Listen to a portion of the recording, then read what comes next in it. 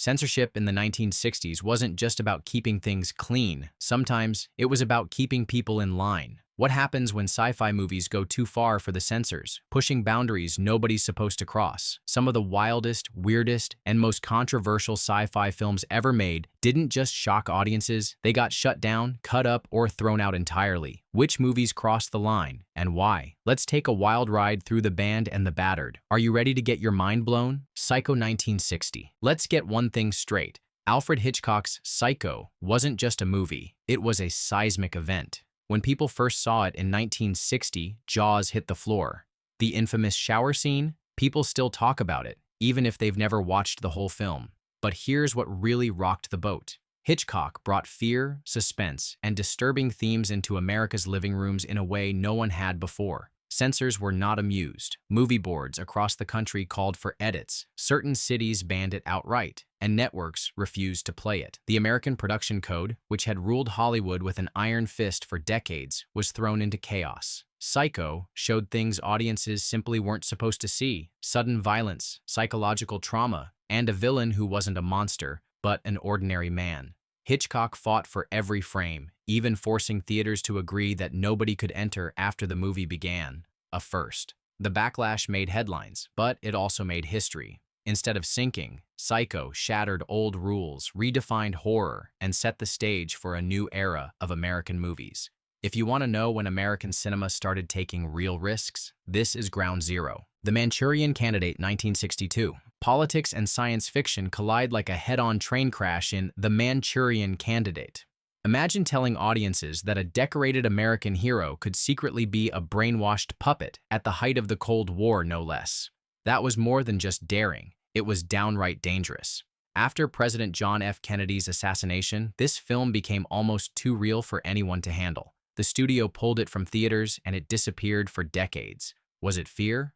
Was it guilt? Some whispered conspiracy. The point is, The Manchurian Candidate was considered so explosive, so subversive, that it was practically erased from pop culture memory for years. And all because it dared to ask, what if the enemy is already inside the gates? Audiences who did get to see it were shaken. This was no pulpy B-movie, but a sharp, nerve-shredding thriller that questioned patriotism, trust, and even your own mind. When it finally resurfaced years later, it was recognized as a masterpiece of paranoia, a movie that didn't just predict the future, but changed the way people thought about it. If you want to see what it looks like when a film scares the establishment, this is it. Seconds, 1966. Ever wanted a do-over in life?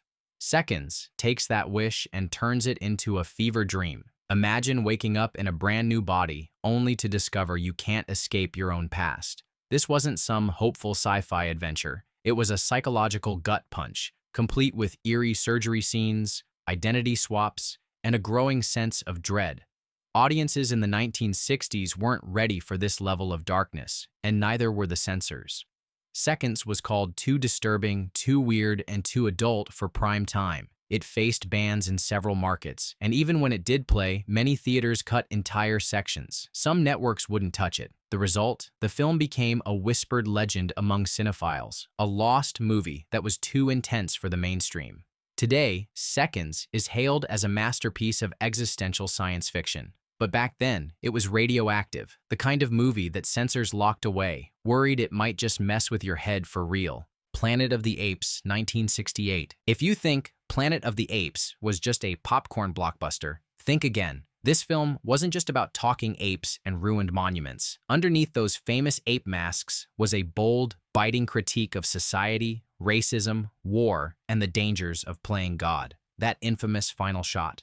Censors nearly lost their minds. Some cities threatened to ban it, TV stations refused to air it, and conservative groups called it anti-everything. The ending, which flips the entire story on its head, was considered way too cynical. Even for a decade, that wasn't exactly cheery. But here's the kicker. The more people tried to silence it, the more people wanted to see it. Planet of the Apes forced viewers to question everything they thought they knew about humanity. It kicked open doors that had been tightly locked, especially in the South, where some theaters flat out refused to show it. Today, it's celebrated as a sci-fi classic with teeth.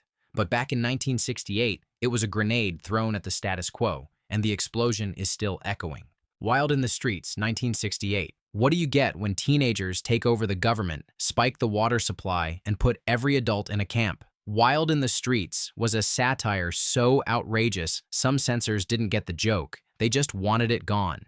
This wild, technicolor fever dream of a movie flips the American political system upside down. Grown-ups panicked. Several states demanded edits or threatened outright bans, and TV networks treated it like a live grenade. Why? Because this movie played every adult's worst nightmare straight, and did it with a soundtrack you couldn't get out of your head. Instead of moralizing, Wild in the Streets laughed in the face of authority and dared to imagine a world where the rules meant nothing. The controversy turned it into a late-night legend, the kind of film parents warned you about and teens watched at packed midnight screenings. It's proof that sometimes the wildest ideas are the hardest to silence. Dr. Strangelove, 1964. Stanley Kubrick's Dr. Strangelove isn't just a sci-fi comedy, it's a nuclear bomb dropped straight onto the old rules of Hollywood. At a time when Americans were being drilled to hide under desks, Kubrick rolled out a film that laughed in the face of the very people holding the nuclear codes.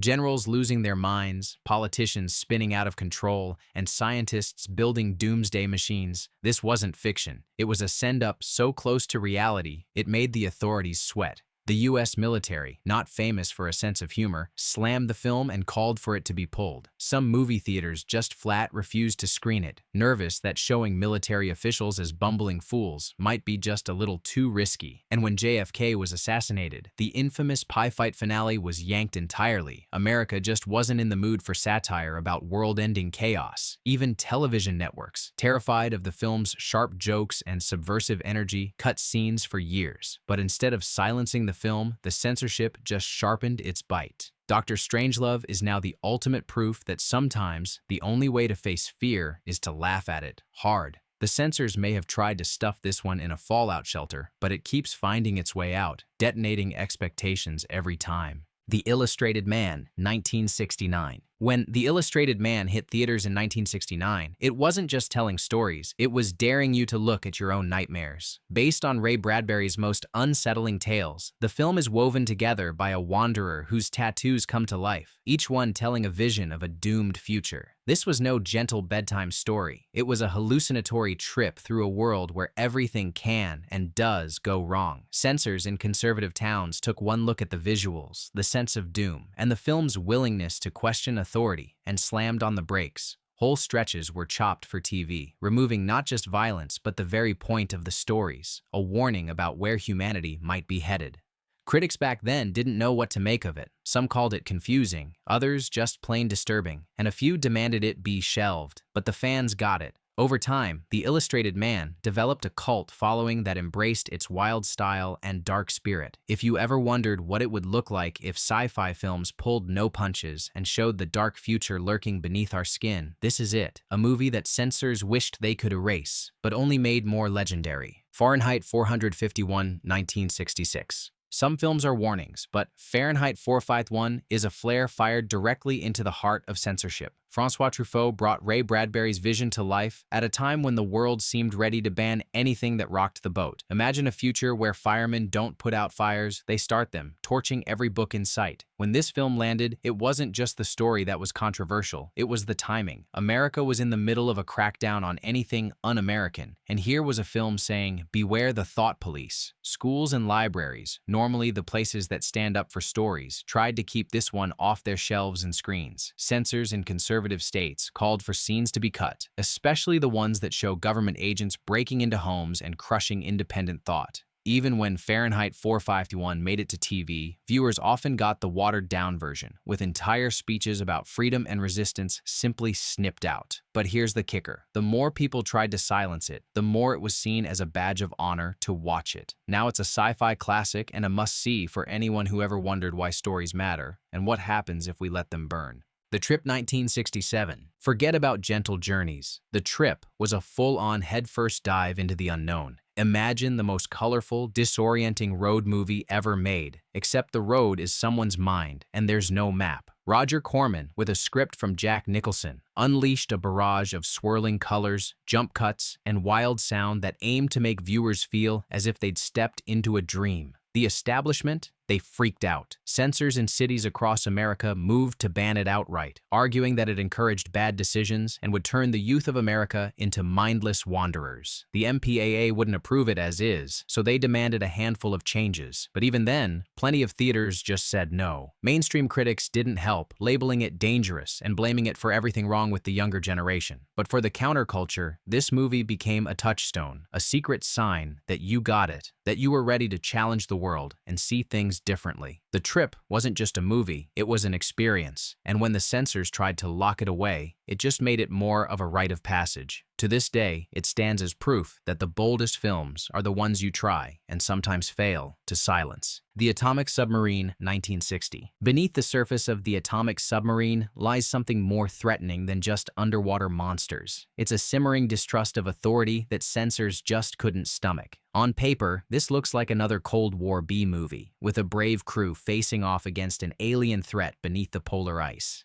But watch a little closer, and you see a story that dares to question the wisdom of the military, the dangers of escalation, and the real meaning of security. In the conservative climate of the early 60s, that was asking for trouble. The film's tense, ambiguous ending and moments where the supposed heroes aren't so heroic led some theaters, especially in smaller towns, to quietly remove it from their schedules. Television broadcasts often chopped it down, cutting scenes that hinted at panic or chaos among those in charge. For years, it lingered in the shadows, more whispered about than actually seen. But those who managed to catch an uncut screening saw what the censors feared, a story that made you ask, what if the people in charge aren't ready? Now, The Atomic Submarine is a hidden gem for sci-fi fans who know that the most unsettling questions are sometimes the ones you're told not to ask. The Intruder, 1962. How do you shake a town and a nation to its core?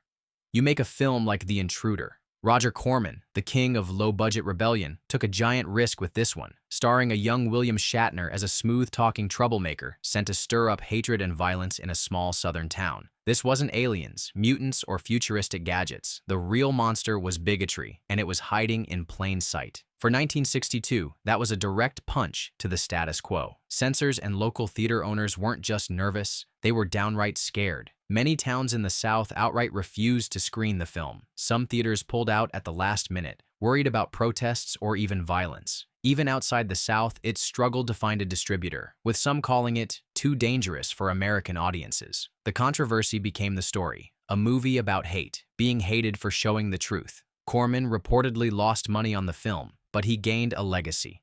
The Intruder went underground, shared among cinephiles who understood its power. Today, it's recognized as an early civil rights film disguised as sci-fi, proof that sometimes the boldest movies are the ones the establishment tries hardest to bury. If you want to see where art and courage collide, this is it. Night of the Living Dead, 1968. Zombie movies are everywhere now, but Night of the Living Dead was the first to rip the genre wide open and send censors running for cover. George Romero, armed with a tiny budget and a mountain of guts, figurative and literal, delivered a story that felt like a punch in the face. Ordinary people trapped in a farmhouse, society falling apart, and the unthinkable happening on screen. The censors took one look at the chaos, scenes of people turning on each other, the raw violence, the bleak ending, and freaked out. Local censorship boards cut scenes, slapped on age restrictions, or banned the film completely. The controversy didn't end there. Having a black lead actor, Dwayne Jones, in a story about America tearing itself apart? That was bold, and it wasn't lost on anyone. Critics argued about its meaning. Censors just wanted it gone. The thing is, every attempt to silence it only made it stronger. Midnight screenings packed out with viewers who wanted to see what the authorities were so desperate to keep hidden. Night of the Living Dead became a landmark in horror and sci-fi, proof that when you challenge the system, you sometimes make history. It's still the undead movie that censors just couldn't kill. Village of the Giants, 1965. Here's a story so wild even the drive-in crowd didn't know what hit them.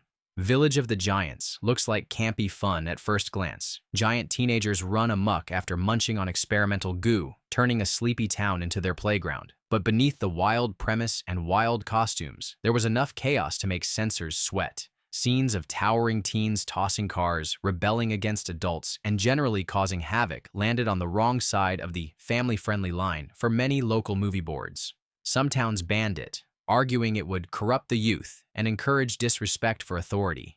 TV stations, when they eventually aired it, chopped out anything remotely suggestive or rebellious, turning the story into a confusing mess. Critics didn't know whether to laugh or run for cover, and for years the film hovered on the edge of cult status. But that didn't stop a generation of curious teens from seeking it out, eager to see what all the fuss was about. Village of the Giants is living proof that even goofy, campy sci-fi can end up on the censorship chopping block if it rattles the wrong cages. Sometimes you don't have to be serious to get censored, you just have to be outrageous. Robinson Crusoe on Mars 1964. If you thought being stranded on a desert island was tough, try being marooned on Mars with only a monkey for company.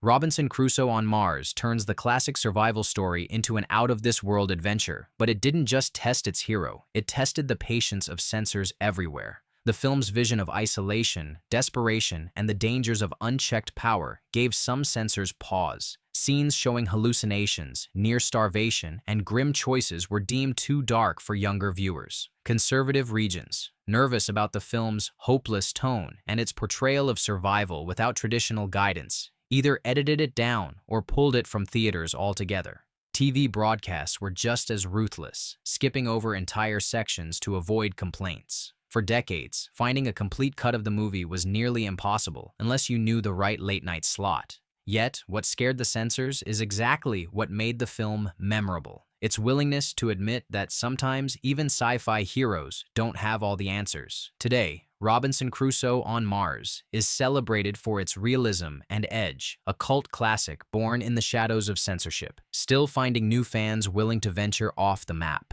Wild Angels 1966. Buckle up. Wild Angels was never meant to play nice. While most people remember it as a wild biker film, it's got enough futuristic attitude and anarchic energy to qualify as sci-fi at its wildest. Peter Fonda leads a gang of outsiders who tear through the California desert, challenging every rule in the book. But this wasn't just about fast bikes and rebellion, it was about a counterculture unwilling to compromise. Filmed in a style that felt raw and almost dangerous, censors in state after state slammed it for glorifying rebellion, depicting chaos, and refusing to offer easy answers. The Motion Picture Association demanded cuts to secure any kind of general release. In some regions, screenings were banned outright, and the movie became a hot potato for theater chains. TV networks avoided it or aired versions so heavily edited that viewers could barely follow the story, but that only added fuel to the fire, making Wild Angels an underground legend. What the establishment tried to crush, a new generation claimed as their own. It's a reminder that when movies don't play by the rules, they just might write a few new ones. So, what did we learn from these wild, banned, and battered sci-fi flicks? When movies challenge authority, break rules, or just get a little too real, somebody always tries to shut them down. But as we've seen, censorship only makes these stories burn brighter. Which one shocked you most, or did your favorite get left off the list? Drop your thoughts in the comments, hit subscribe, and keep searching for the next sci-fi boundary pusher. The future's always waiting to be rewritten.